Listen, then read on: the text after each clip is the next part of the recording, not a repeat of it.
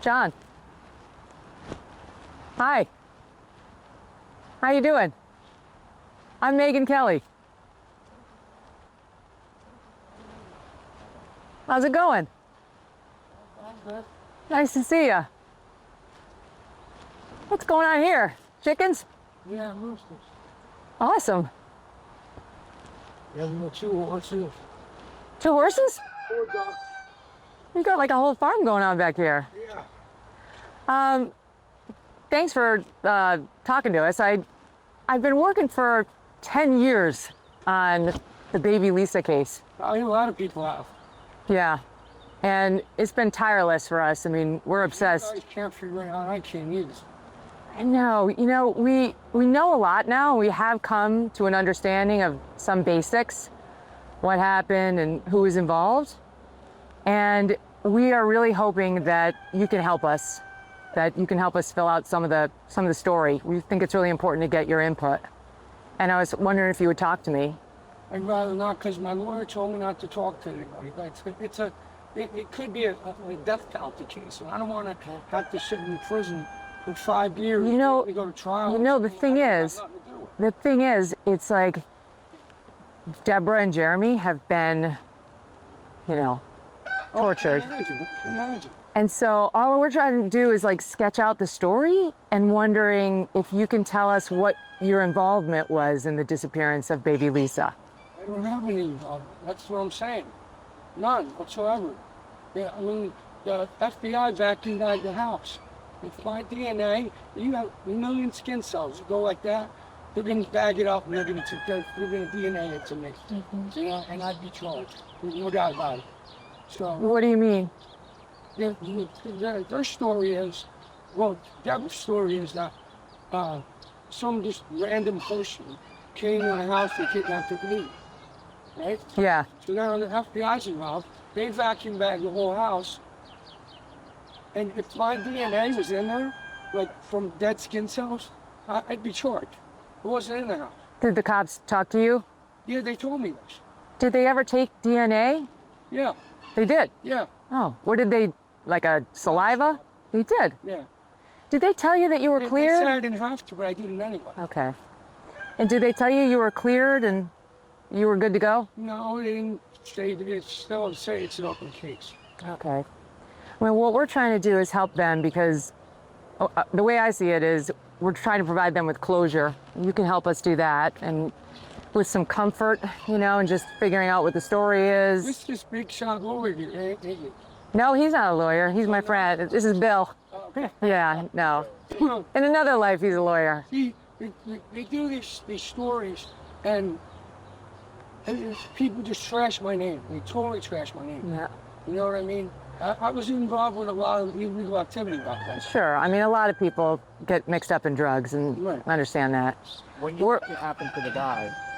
Huh? What do you think should happen to the person if they had this? I don't know what happened. So, I mean, if it's a kidnapping or, God forbid, a homicide, motherfucker can't stick a needle in his arm. Do you think that the person who took the baby did it spur of the moment or that it was planned? I have no clue. No clue.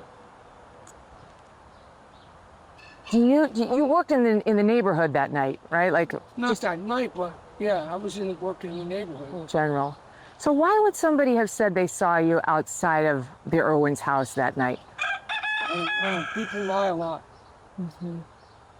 And you didn't know the Irwins at all, Deborah and Jeremy? I think, I'm not positive, but I think I met Deborah at a bar one time, a local bar. Okay.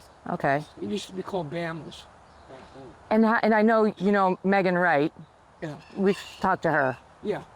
And think you guys used to date, but did she have any involvement in this whole thing? I would doubt it. Like, again, I don't know. But if the police are being honest about her getting a phone call from one of the Irwin's phones, then somebody she's connected. That just kind of makes sense. Now, did you have those phones?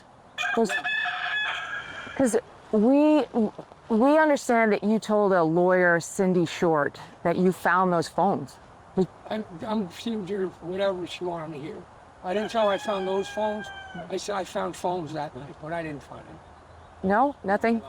Oh, why? It's because she's asked me a million questions, and I didn't want to just make her happy, whatever. What do you think happened to those phones? You think the same person who has the baby has the phones? I don't even know if the phones are missing. I don't know if that's fact or fiction. I have no clue. What did you hear about that? Anything? No. Did you ever hear anything about the phones and where they went or whether it was connected to the baby? No. Nothing? No. Why do you think, because you knew the neighborhood a little bit, that's certainly better than we do, why would somebody take a baby? You know what? The FBI asked me the same question. And I'm like, the only thing I can come up with is to sell it to maybe somebody that can't have kids. You know, I mean, it sounds crazy, but I think out of all of this, that's the best case scenario that could have happened. That kid is whatever now, 13, or school, you know, has a rich family, you know, something like that. I mean, that's the best case scenario. Yeah. Well, what do you think? I mean, I know that there were a lot of people in the area who were on drugs and meth and so on, and we heard a little bit of that from Megyn. Is there any chance somebody got messed up on drugs and did something to the baby? Again, people, I don't know. People, I don't see it happening. But not anything's possible. What do you think happened? You know what? I was thinking the parents have something to do with it because they hired all these lawyers, high-priced death penalty lawyers. And what was the other thing?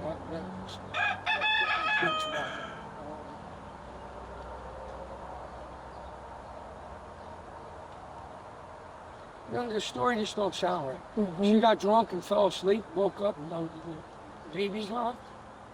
Does that sound right? Well, why would anybody say that they saw you outside of the Irwin's house that night?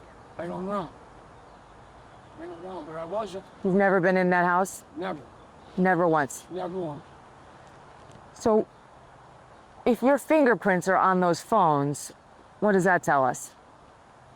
What's it tell you? Yeah. Like, why would your fingerprints be on those phones? I don't know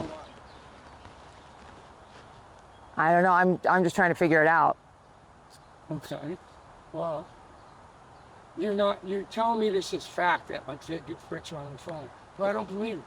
Because I don't believe I ever possessed the phone. Okay. And you heard that story. You mentioned that one of the phones called Megyn right that night. Yeah. You believe that? I don't know. The police are known to lie just because they want to have a direction to go in and use something as a way of, you know, getting the information that they want. Yeah.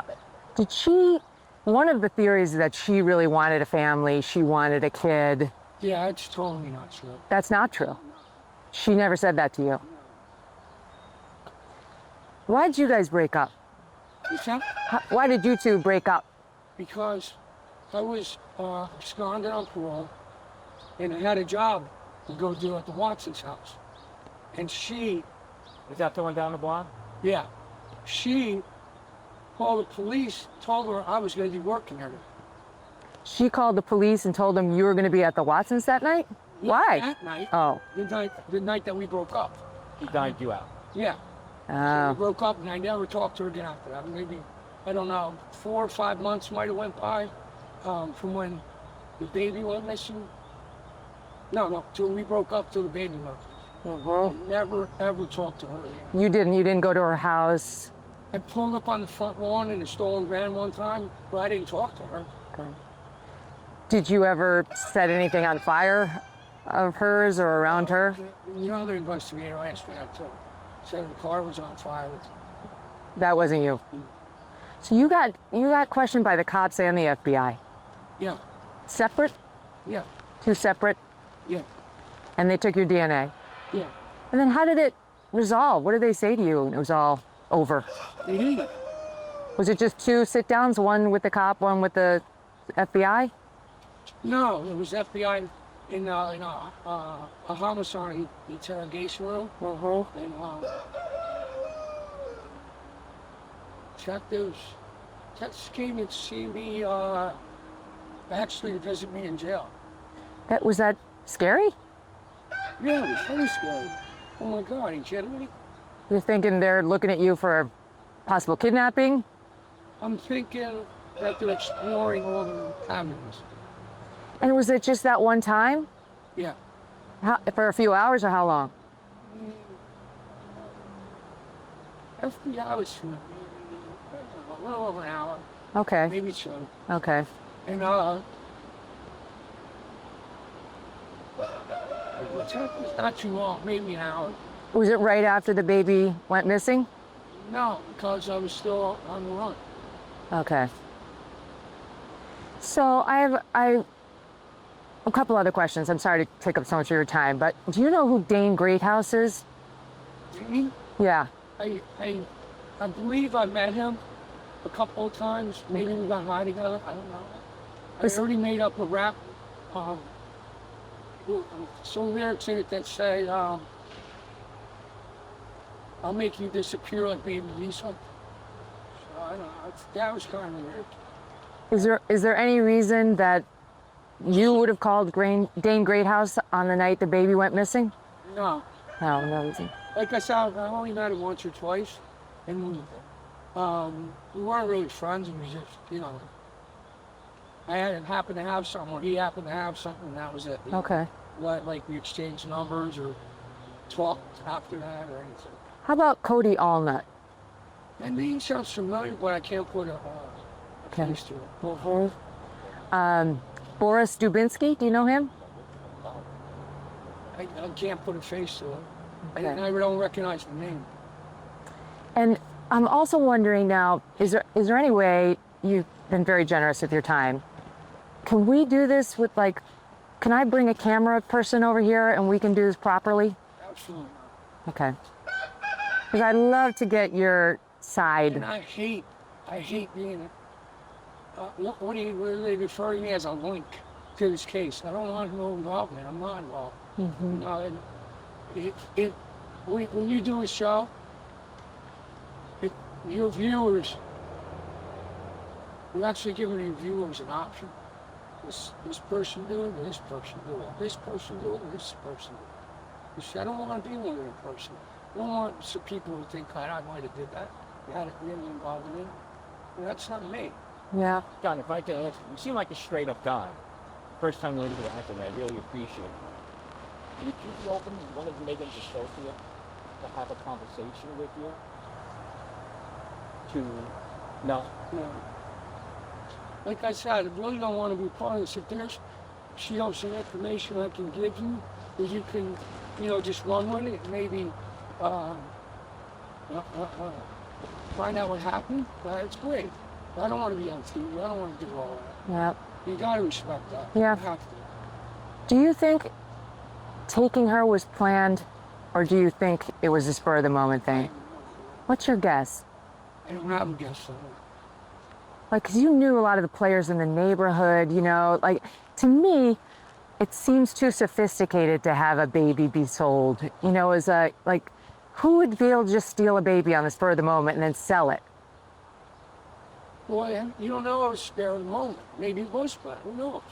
I don't know. Well, if I had got a simple ball, I'd be able to tell you. Well, how could Deborah have gotten rid of the baby's body without it being detected? That's one of the things that keeps stumping me. I don't understand. If Deborah killed the baby inadvertently or on purpose, I don't think most people think if she killed the baby, it was on purpose. Maybe she dropped the baby, maybe whatever. Yeah. If she did that, she got rid of the body in a way that she fooled even the cops. Yeah. So how could that have happened? You knew the neighborhood. How could it happen with anybody? What was the backyard like? Do you know describe the area a little bit. Where? Around the Irwin's house. I don't know. I've never been there. But you were, a neighborhood handyman, right? Well, only for the Watson. Okay. They were older his hands wouldn't work anymore because he had arthritis. So if he needed me to do something, he gave me a call. That night, did you work at the Watsons the night the baby went missing? No. You didn't turn on the sprinkler or off the sprinkler? That was days before, I believe. He said once the grass started growing, I didn't have to do it.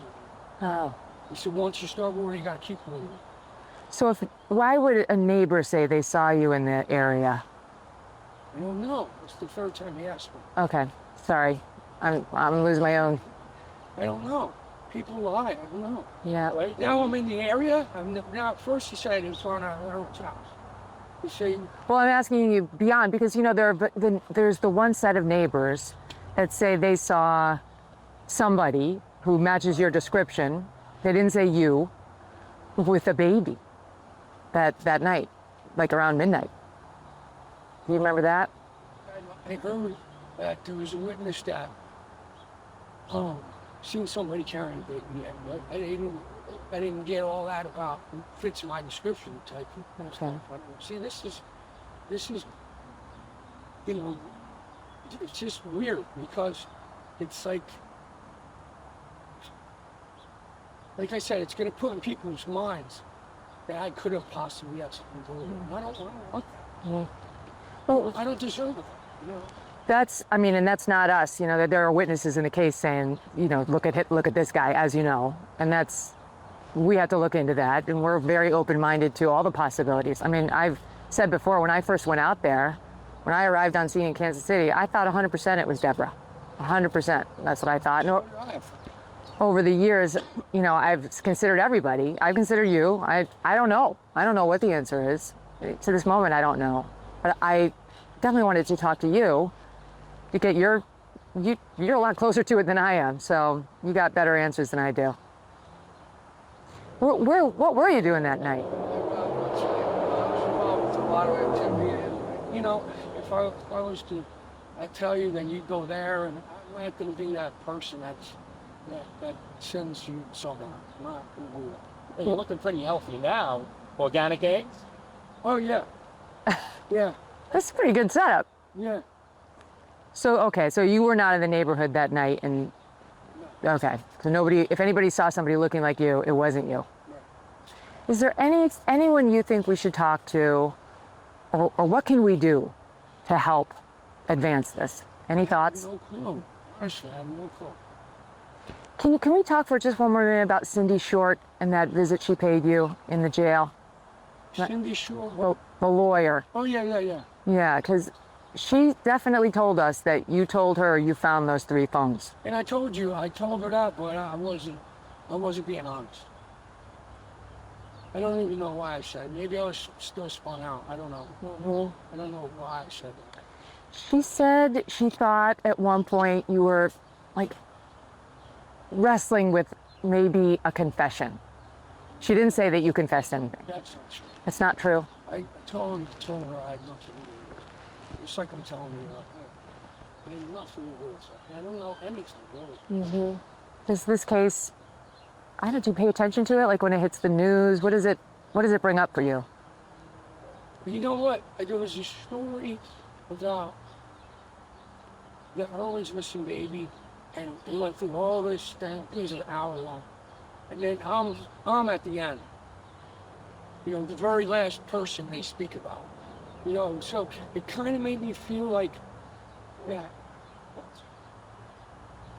the program was designed by somebody to make it appear that the story ends here with this guy. You see what I mean? Yep.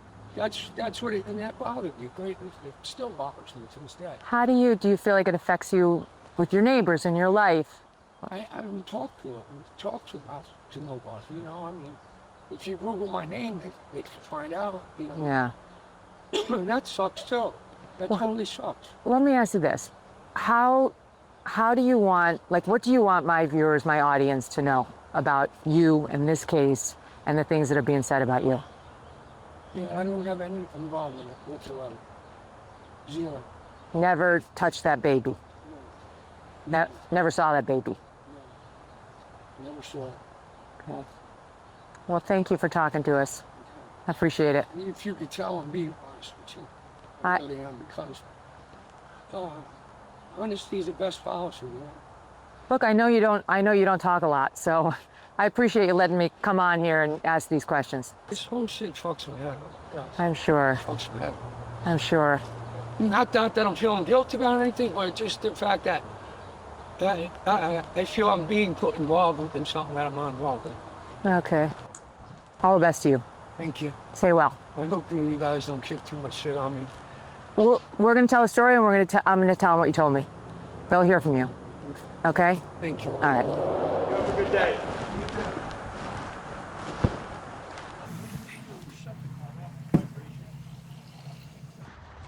Well, that was interesting.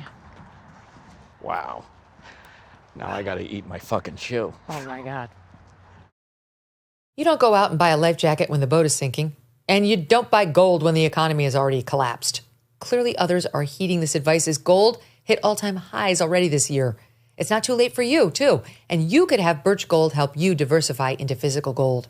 Birch Gold specializes in helping you convert an existing IRA or 401k in whole or in part into a tax-sheltered IRA in physical gold, and for no money out of pocket.